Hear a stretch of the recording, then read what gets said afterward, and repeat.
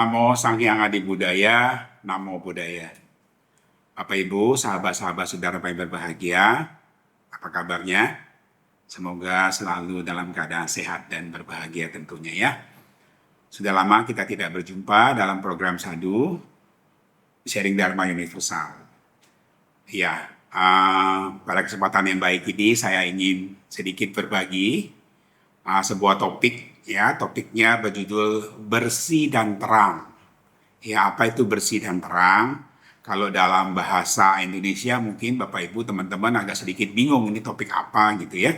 Tapi kalau kita ambil dari asal katanya dari bahasa Mandarinnya itu artinya Qing Ming atau Cheng Beng gitu ya. Nah, pastinya teman-teman pasti tahu ya arahnya kemana saya ingin memberikan sedikit diskusi kita pada hari ini gitu ya.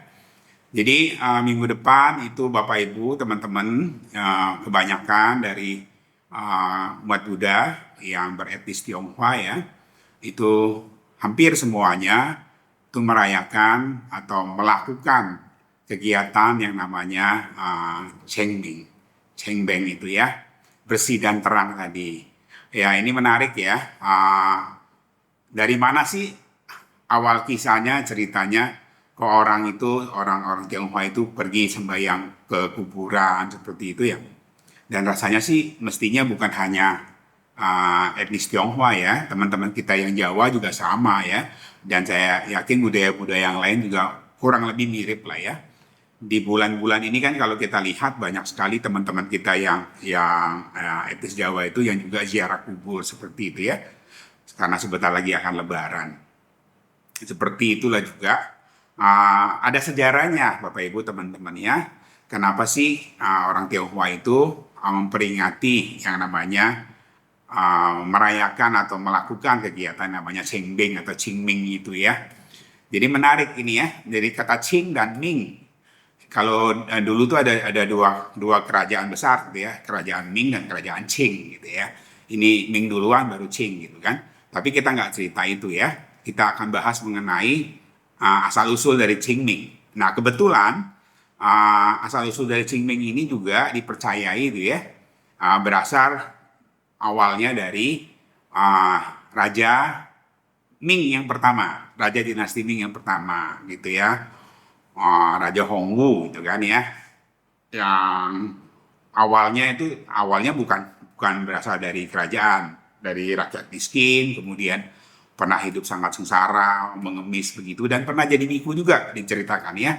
Pernah hidup membiara juga sekian tahun, tapi kemudian keluar lagi dan akhirnya menjadi pemimpin pemberontak dan akhirnya menggulingkan kerajaan Mongol waktu itu ya, kerajaan Yen waktu itu ya. Sehingga akhirnya dia mendirikan dinasti Ming, dinasti yang baru Tang gitu ya. Qingming ini berawal pada saat setelah si Raja Hongwu itu menjadi kaisar, dia ingin pulang ke kampungnya, ingin bertemu dengan orang tuanya dan ingin mengajak kedua orang tuanya untuk bisa tinggal bersama dia, gitu kan ceritanya ya. Tapi ceritanya bahwa kedua orang tua dari si Kaisar Ming ini, si Kaisar Hongwu ini sudah tidak ada, gitu ya. Sehingga kuburannya pun dia nggak tahu di mana karena pada saat meninggal dia sibuk berperang sehingga yang menguburkan itu tetangga-tetangganya gitu kan ya. Nah ceritanya bagaimana caranya dia untuk bisa menemukan kuburan dari orang tuanya itu adalah dia perintahkan semua orang yang ada di desa itu semuanya diwajibkan untuk mengurus kuburan dari orang tuanya masing-masing dan setiap tempat itu harus dikasih tanda-tanda seperti itu, dihias, dibersihkan gitu ya. Kemudian dikasih sesembahan gitu, persembahan seperti itu. Nah, sehingga setelah semuanya melakukan kegiatan itu, akhirnya si raja ini jadi tahu yang mana di antara kuburan-kuburan yang ada itu yang ada pemiliknya, yang mana yang tidak ada. Gitu ya, dan akhirnya dia menemukan kuburan yang itu tidak ada pemiliknya itu dan di nisannya itu ada nama orang tuanya seperti itu ya. Nah, jadi itu awal mula cerita mengenai sejarah dari Cengbing ini ya. Walaupun ada beberapa cerita yang berbeda, tapi cerita yang versi ini yang paling kuat dipercaya sebagai awal dari kegiatan Cengbing itu ya, yang dilaksanakan pada tanggal 4 tanggal 5 April nanti. Nah, jadi Bapak-bapak, Ibu-ibu, teman-teman, ya sejarahnya bukan dari zaman uh, nabi tertentu gitu ya, karena banyak juga umat Buddha yang bilang kalau ikut itu kan berarti ikut agama tertentu gitu kan, agama yang satu lagi gitu ya. Enggak begitu teman-teman, karena agama yang satu lagi itu kita bilang saja Konghucu gitu ya. Konghucu itu, Nabi Konghucu itu lahirnya itu berdekatan dengan Buddha, dengan Lao Tzu gitu ya. Itu di abad-abad ke-6 sebelum Masehi kan, kurang lebih seperti itu.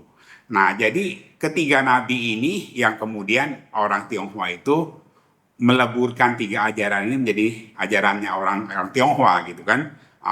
Chinese religion itu adalah Tridharma itu, Tridharma tiga ajaran.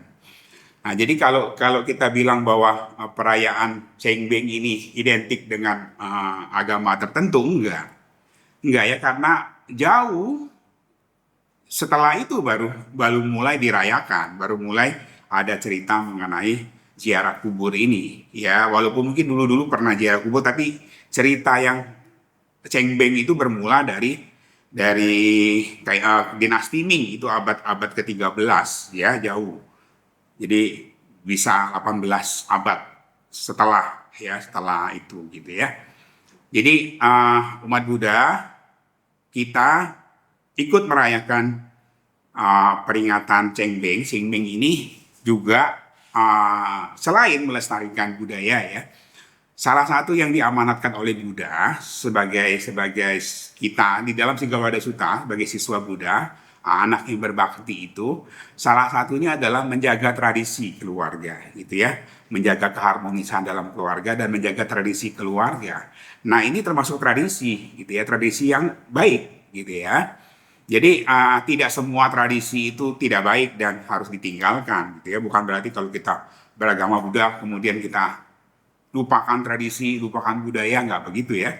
Jadi kita beragama Buddha, tapi kita juga tetap memiliki tradisi kita masing-masing. Ya, jadi tidak ada salahnya. Buddha bahkan menganjurkan di zaman dulu itu, di zaman awal-awal penyebaran Dharma itu, Buddha bahkan menganjurkan agar para biku itu menggunakan bahasa-bahasa lokal setempat, tradisi setempat untuk bisa membabarkan Dharma, gitu ya. Jadi Bapak Ibu, yang ingin saya tekankan, dalam perayaan Cengbing ini atau Xingming ini, umat Buddha boleh merayakan itu dengan bergembira gitu ya, dengan baik gitu ya, dengan datang ke kuburan-kuburan orang tuanya kalau masih ada. Ya kalau misalnya sudah tidak ada, misalnya orang tuanya dikremasi kemudian abunya ditaruh di rumah abu, ya boleh datang ke rumah abu tersebut atau ke wihara gitu ya. Jadi ini tradisi yang baik.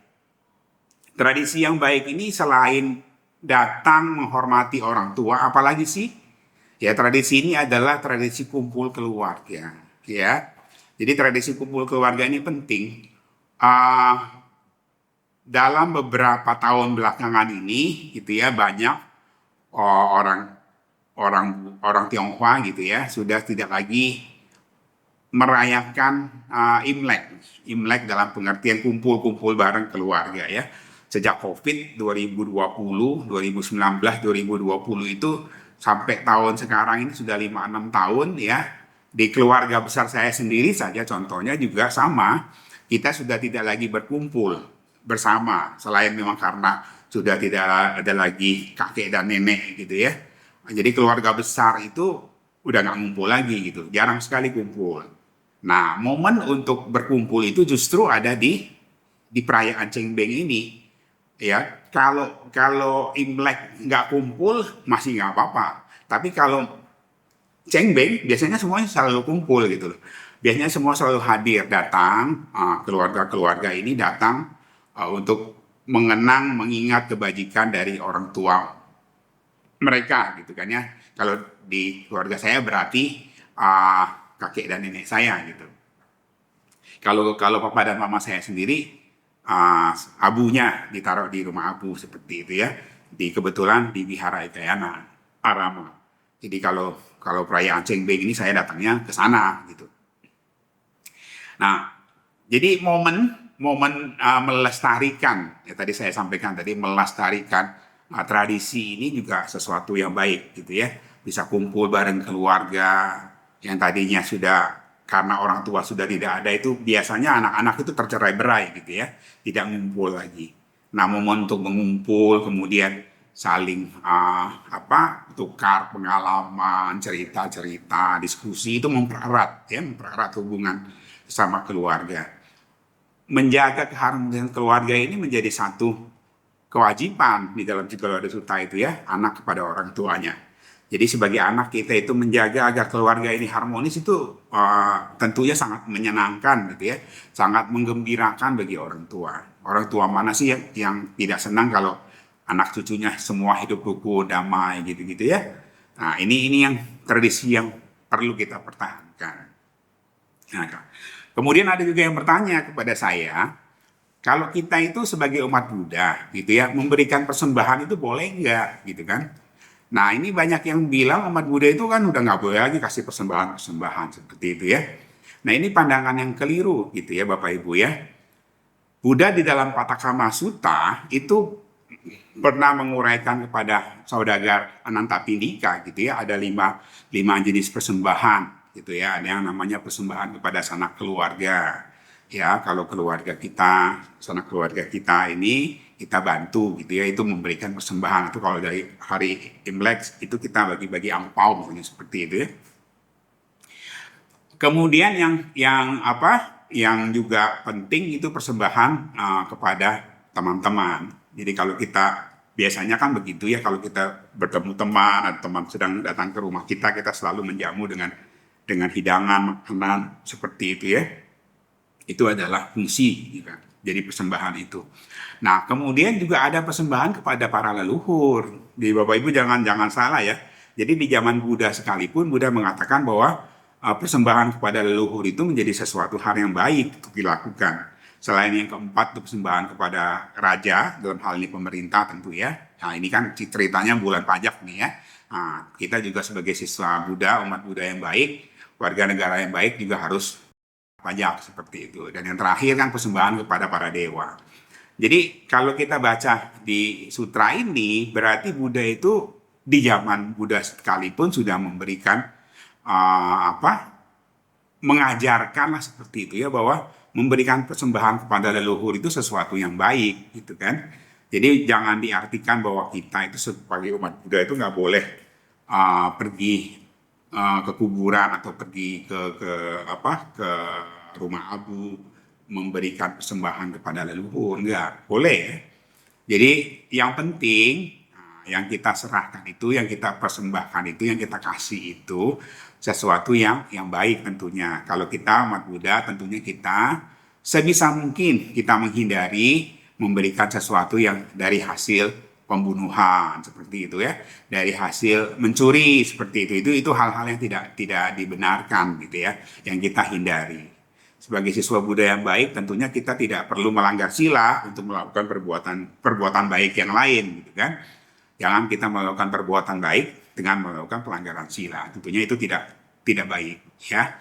Jadi teman-teman, memberikan persembahan itu sesuatu yang wajar gitu ya, dan juga dianjurkan kok di zaman Buddha ya, dari Buddha sendiri Buddha menganjurkan itu boleh gitu ya.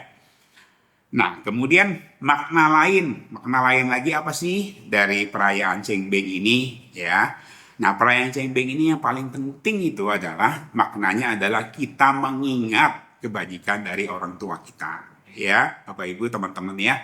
Jadi perayaan Cengbeng ini adalah perayaan kita mengingat kebajikan orang tua kita, kemudian kita karena ketidaktahuan kita ya, mereka terlahir di alam mana gitu ya, kita kemudian berusahalah semaksimal mungkin dengan kemampuan yang kita miliki saat ini gitu kan ya, kita lakukan semua kebajikan-kebajikan dan kita limpahkan kebajikan itu kepada kedua orang tua kita. Itu yang juga menjadi salah satu tugasnya tanggung jawabnya anak kepada orang tuanya gitu ya, yang di dalam Citra Warisusta itu di butir yang kelima itu mengatakan bahwa memberikan persembahan atau memberikan pelimpahan jasa kepada orang tua yang sudah meninggal ya. Jadi Bapak Ibu, momen cengbeng ini, manfaatkanlah momen cengbeng ini dengan sebaik-baiknya. Walaupun tidak perlu menunggu momen cengbeng sebetulnya, tidak perlu menunggu momen cengbeng ini untuk kita bisa melakukan pelimpahan jasa. Tapi kan kadang-kadang kita itu sebagai manusia itu sering lupa gitu ya. Nah, ini ada momen-momen penting gitu yang ada tercatat gitu ya, ada tradisinya dan diakui semua gitu, dan semua juga ikut merayakan seperti itu ya. Nah, kita manfaatkan momen ini untuk kita kembali mengingat kebajikan kedua orang tua kita atau leluhur-leluhur kita. Kalau orang tua kita masih ada ya, berarti kepada leluhur-leluhur kita, kakek nenek kita seperti itu ya. Jadi di bulan Cengbeng ini, sebentar lagi bulan minggu depan akan kita rayakan, sebagian besar nanti akan merayakan itu, baik nanti pergi ke kuburan atau pergi ke rumah abu seperti itu ya. Itu silakan Bapak Ibu teman-teman merayakannya dengan sebaik mungkin gitu ya, sederhana saja, tidak perlu bermewah-mewah gitu ya, karena kan banyak juga yang biasanya kalau di cengbeng ke kuburan itu suka bawa macam-macam gitu ya, suka bawa apa macam-macam bentuk lah untuk dibakar dan segala macam. Itu rasanya nggak perlu ya. Kita sebagai siswa Buddha nggak perlu yang seperti itu ya, karena selain dalam tanda kutip kita juga dalam kondisi efisiensi lah bahasa kerennya sekarang ya, semuanya sedang penghematan efisiensi, kita tidak perlu boros-boros. Ya, yang penting maknanya. Yang paling penting adalah bagaimana kita mengenang kebajikan orang tua kita dan kita melakukan pelimpahan jasa. Ya, dari kebajikan yang kita kumpulkan, kita limpahkan kepada mereka. Jadi dimanapun mereka berada, kalau mereka nantinya membutuhkan pelimpahan jasa itu, mereka akan menikmati itu. Kalau mereka memang tidak butuh, misalnya sudah terlahir di alam bahagia, ya nggak apa-apa juga gitu ya. Minimal kita melakukan kebajikan. Ya. Bapak Ibu, jadi begitu ya ingin saya sampaikan dalam kesempatan yang berbahagia ini. Semoga semakin memperjelas dari makna cengbeng itu sendiri dan bagaimana caranya kita sebagai siswa Buddha menjalankannya, merayakan cengbeng itu. Ya, terima kasih. Namo Sang Hyang Adi Budaya, Namo Buddhaya.